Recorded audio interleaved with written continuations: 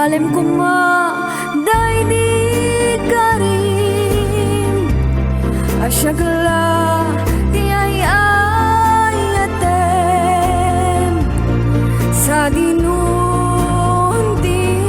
ayan mo agsublika